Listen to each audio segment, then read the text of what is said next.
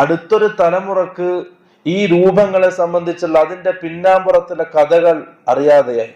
ഈ രൂപങ്ങൾ ആരാണ്, എവിടുന്ന് വന്നു ഈ രൂപങ്ങൾ, അതിന്റെ അറിവ് അവർക്കില്ലാതെ, അവർക്ക് നഷ്ടപ്പെട്ടു. അങ്ങനെ ഇതിന്റെ പിന്നാമ്പുറ കഥകൾ അറിയാത്തൊരു സമൂഹം, ഒരു തലമുറ, അടുത്തൊരു തലമുറ വന്നു. ഫഉബിദത്, അപ്പോൾ ആ വിഗ്രഹങ്ങൾ, ആ രൂപങ്ങൾ ആരാധിക്കപ്പെട്ടു. അവിടുന്നാണ് മനുഷ്യ സമൂഹത്തിലേക്ക് ആദ്യമായിട്ട് ശിർക്ക് സംഭവിക്കുന്നത്.